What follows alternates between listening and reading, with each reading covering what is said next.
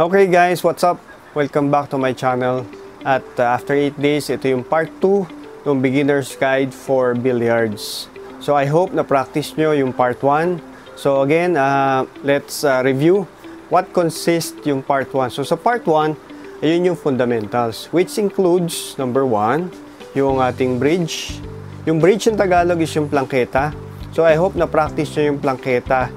Mas maganda mag-practice ng plangketa kahit nasa bahay kayo, wala kayo sa bilyaran, kung meron kayong sarili-sarili nyong tako. Kahit mumurahin lang tako, bumili po kayo kung gusto nyo talaga magseryoso at mag-practice ng bilyard.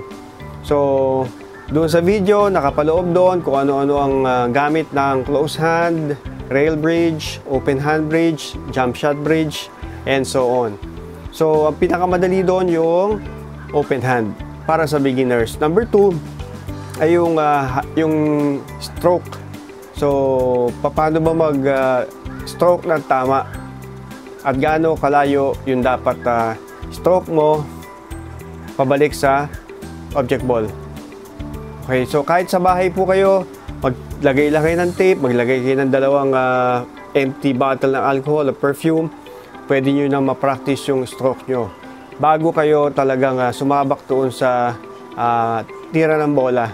So mas maganda ay bihasa na kayo sa stroke nyo.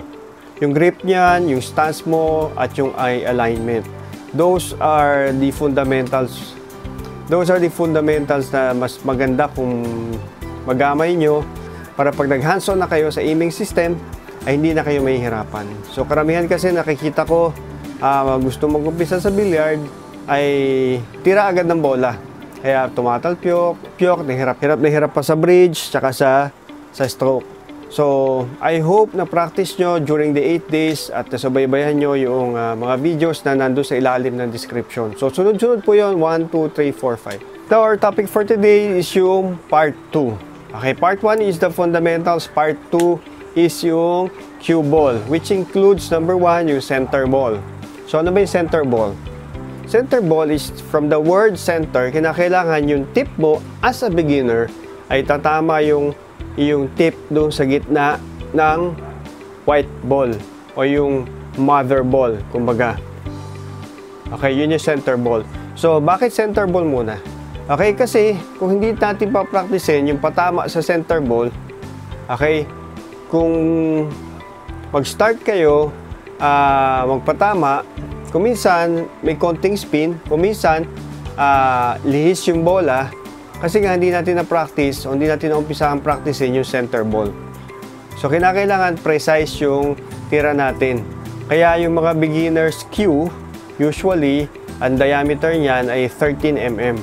So, huwag kayong gagamit ng mga 11.9, 12.4, 12.5, 12.2, pwede 12.75 pero usually beginners ay 13 mm kasi malaki yung diameter ng tip niya. Pagtama niya sa white ball ay malapit na malapit. Kung hindi mas sentro, dapat pwedeng mas close to center. Bakit close to center? Okay, halimbawa, straight shot. Okay, pag hindi sentro yung patama mo dun sa white ball, ibig sabihin lilihis siya. So, yung tama nung papato doon sa object ball, paling na din. Okay, so, very important na dapat matutunan natin yung center ball. Kasi doon tayo mag-uumpisa ng foundation natin kung paano tayo mag-right spin, mag-left spin, magta-top spin, top left, low right, low left. Yun po yung ibig sabihin. Kasi hindi natin na-memorize yung center ball, may hirapan tayo sa mga pectus. Okay? Okay. Number 2 ay yung mga aiming system natin. Okay, aiming system. So, ano ba ang mga effective na aiming system? So, andyan yung mga ghost ball, andyan yung center to edge, andyan yung edge of the ferrules aiming system, hit a million balls. Okay? So, dito sa video na ito na inilagay ko yung link dito sa description, ay malalaman nyo, mapapractice nyo kung ano-ano ang mga samot-saring aiming system na po pwede. Pero at the end of the day, okay, kahit at the end of the day, pag lagi kayo nagpa-practice, I think there's no need for aiming system dahil yung familiarity ng inyong eye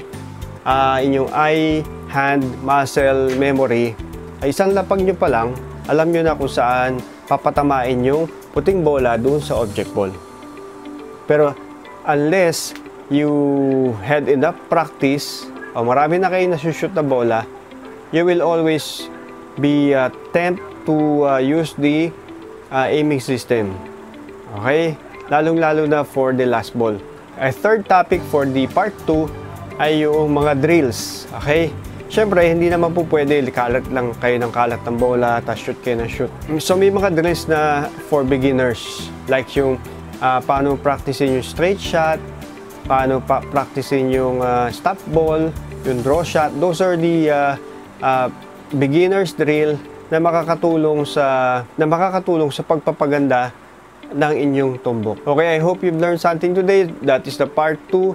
So, lagi nyo mabalikan yung part 1 because that is very important, yung fundamentals. At huwag nyo kakalimutan. Lalo na pag beginner, usually, nagfo-fall kayo doon sa old habit nyo. So, nawawala yung proper stance, yung proper alignment, yung sipat nyo. So, lagi nyo papracticein nyo hanggang sa pag gumaling na kayo, dala-dala nyo yun. So, ang hirap nyo na talunin. And yung part 2, yung cue ball, saan yung center ball, saan patatamaan, yung drill, yung aiming system. Okay? So, watch out for the part 3 which is simple spin, simple English dito sa beginner's guide for billiards. So, thank you so much for watching this video. Please subscribe kung hindi pa kayo nakasubscribe and hit me in the comment below. And if you want to say something, share and like po. So, maraming salamat and more power to you.